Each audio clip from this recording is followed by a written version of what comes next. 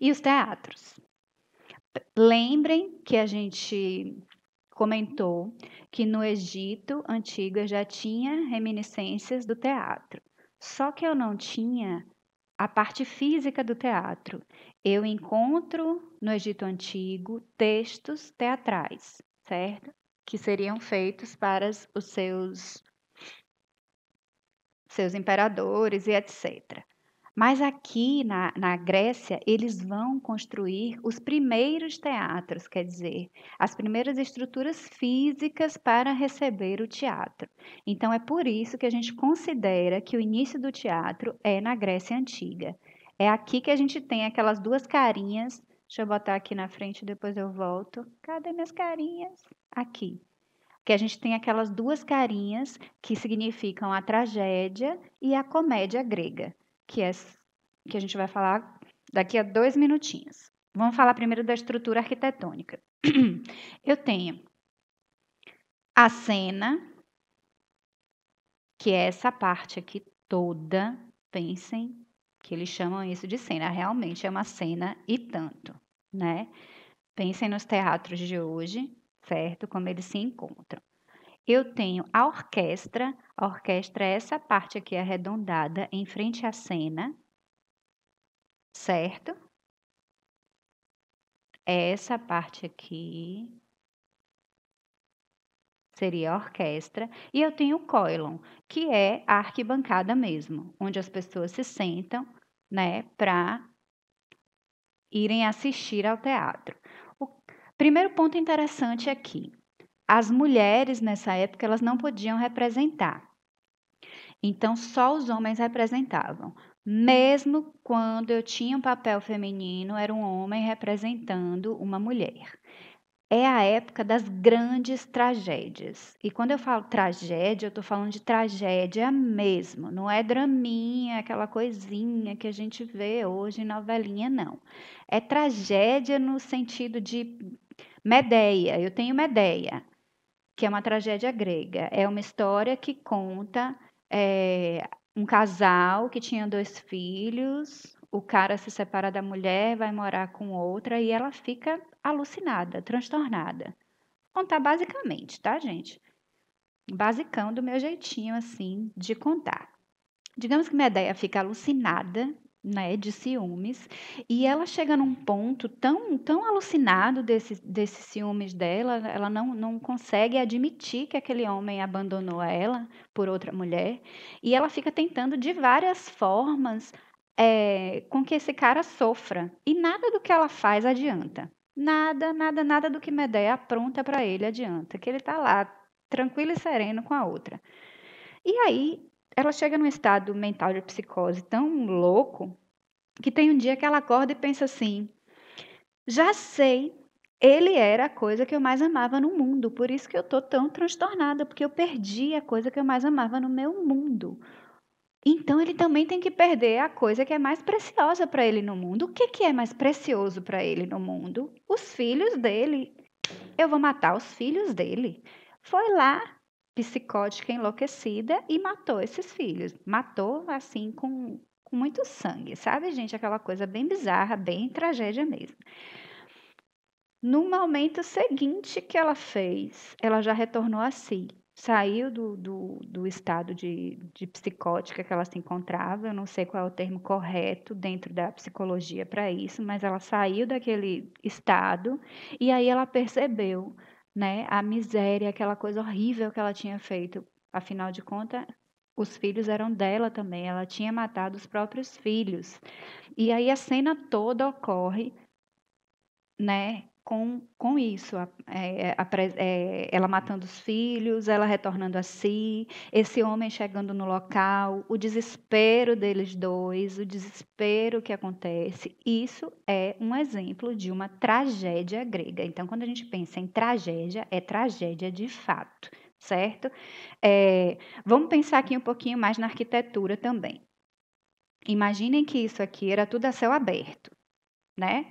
Céu aberto, não tinha nada fechado, eles ainda não conseguiam subir as estruturas sem ter uma encosta, então eu sempre colocava esses teatros com essa arquibancada subindo nas encostas de uma montanha para suportar o peso, certo? Eu ainda não conseguia fazer isso de outra forma.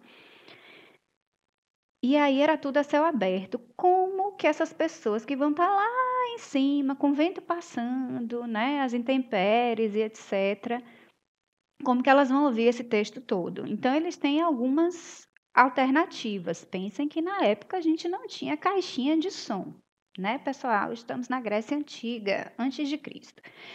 Então, eles tinham algumas alternativas. Uma delas era a própria máscara. A máscara grega, ela não era encostada no rosto, ela ficava sobreposta ao rosto e existia um vão entre a boca e a máscara, onde se tinha um cone. E esse cone fazia com que o som saísse pela máscara mais alto, né? Pensem num cone mesmo em que faz a voz ficar mais alta para as pessoas. Era um dos instrumentos que eles usavam. Muitas máscaras, muitas é ótimo. Algumas máscaras eram assim. Outra técnica que eles faziam era essa orquestra. A gente vai chamar isso aqui de orquestra. E tinham essas pessoas também durante a cena, em que muitas vezes, muitas falas eram que eram faladas pelos personagens principais aqui, as coisas principais do texto que as pessoas não poderiam deixar de ouvir para entenderem de fato aquela história, essa galera que estava aqui na frente, ela falava novamente, repetia essa fala, ou em fala, ou às vezes em música, mas em uníssono. Uníssono. Uníssono quer dizer que todos eles falavam igualzinho ao mesmo tempo, né? Então ficava aquela coisa, para todo mundo conseguir ouvir as partes principais do texto, né? Eram algumas das técnicas que eles usavam que eu acho bem interessante, muito, muito inteligentes mesmo. Bom, aí a gente tem aqui um pouquinho da história do teatro, né? Como ele surgiu. Ele vem a partir da evolução das cerimônias do Dionísio, que também foi conhecido como Baco, deus do vinho e das festas. Esse Dionísio, ele dava umas festas, pensem num, sei lá, num carnaval, assim, que a galera saía bebendo, cantando e etc. E durante essa festa, essa caminhada, né, cheia, regada a vinho e etc., alguns contavam histórias e etc. E um belo dia, um homem levantou, se sobrepôs a todas aquelas pessoas e começou a contar histórias. Esse teria sido o primeiro ator, que foi lá na Grécia também. E a gente não pode esquecer que existiam dois tipos de peças na Grécia Antiga, que são as tragédias e as comédias. Aqui um exemplo de como era a festa do Baco, do deus Dionísio, né? De como teria começado a questão do ator. Pense que um cara desse em algum momento subiu em algum lugar e começou a atuar. E para eu ter um ator, eu preciso ter plateia. Se eu não tiver plateia, eu não tenho teatro. E foi assim, mais ou menos, que começou. Eu tenho a tragédia, que a gente acabou de falar dela, com os principais, né? Seriam dramaturgos disso, os escritores. Seriam Ésquilo, o Sófocles e o Eurípides, certo? Pensem aí que são mais de 300 peças e que a gente deve ter umas 30 perto disso, intactas, e que são muito feitas até hoje, o que é interessante de se pensar. E a gente tem a comédia com um nome muito forte de Aristófanes, né? E a gente tem que pensar que a comédia era aquela comédia bem bobona mesmo, né? A galera se fantasiava, batia de porta em porta, brincava. Começou assim e continuou com a coisa do palhação mesmo, sabe o palhaço branco, que é conhecido hoje na palhaçaria? O palhaço branco é aquele palhaço bobão. É o bobão. É o ingênuo que cai em tudo que pregam, é aquele que é capaz de mostrar o bumbum para o público e dar um pum. sabe? Então, assim, a comédia era bem comédia, bem bobona mesmo, e a tragédia era extremamente tragédia. Não esqueçam disso, certo? Aqui as máscaras novamente. Eu vou passar esse slide para vocês bonitinho, para vocês terem. E aqui um videozinho.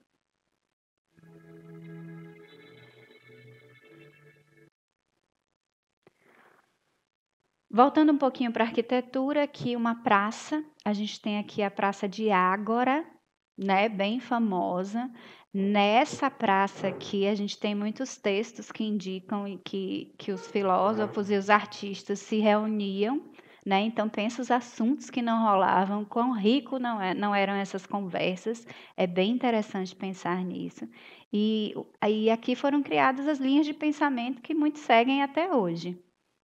A dança, assim como a música, ela estava em todos os lugares, né? Na educação, nas comemorações, nos ritos religiosos, nos rituais de agradecimento para a agricultura, enfim, na vida como um todo. Assim como a música, eles não tinham problema nenhum com a dança. Certo? Aqui, gente, olha que coisa mais linda. A representação delas dançando e tocando, né? A gente consegue enxergar que são espécies de pandeiros, alguma coisa desse tipo. E aqui é um vaso grego, é uma cerâmica grega. Então, desse vaso a gente já consegue extrair instrumentos musicais, a forma como elas se vestiam e passos de dança ao mesmo tempo, né? Então, realmente a cerâmica grega, ela é muito rica para a gente ter essa ideia de como esse povo grego vivia na época. Aqui uma outra cerâmica, os homens aí dançando, bem à vontade, observem. Os ginásios, a gente não pode deixar de falar disso, porque foi aqui realmente que começou a questão dos Jogos Olímpicos, né? Começaram em Olímpia e aí aquela mesma coisa que acontece hoje, de 4 em 4 anos existiam os jogos em honra a Zeus, né? E isso era muito interessante, porque contribuía para a difusão dessas crenças, desses comportamentos gregos. Lembrem que eram ilhas, né? Alguns territórios eram bem longe um do outro e tal. Então era um momento em que esse povo se unia. E é muito interessante que a gente pensa que as Olimpíadas hoje cumprem essa função também, de estar unindo todos os povos. É um princípio muito bonito. Os primeiros jogos começaram em 776 a.C. E essas festas também serviam de base para eles como marcação do tempo, certo? Sistematizando, que são as questões mais importantes para vocês terem aí sobre Grécia Antiga. A filosofia com a razão em primeiro lugar, né? Apesar de eu ter a questão dos deuses, pensem que os deuses é fé e a gente não mistura razão com fé, ok? Valorização do belo na pintura, na escultura, a questão do antropocentrismo, né? O homem no meio de tudo, o homem é o centro de tudo, dentro da escultura, dentro da filosofia e etc. O antropomorfismo, que a gente vai encontrar na escultura, na pintura, no teatro, na dança. O antropomorfismo são os deuses com formas e semelhanças do homem, né? O que deixa o homem muito próximo da sua fé, dos seus deuses. A arquitetura não esqueça dos estilos dórico, jônico e coríntio. Aqui está na ordem errada, mas é dórico primeiro, que é aquele mais liso, do capitel mais liso. O jônico, que tem aqueles dois círculos, mais feminino. E o coríntio, que já é o helenístico, que ele vai vir mais rebuscado. Né? Os templos, ele colocou aqui os templos aos deuses, porque esses estilos de arquitetura são usados muito nos templos. Os teatros, com tragédias e comédias, não esqueçam também da arquitetura do teatro, que é importante, certo? E os Jogos Olímpicos. Espero que tenham entendido tudo e a gente se encontra na aula virtual agora.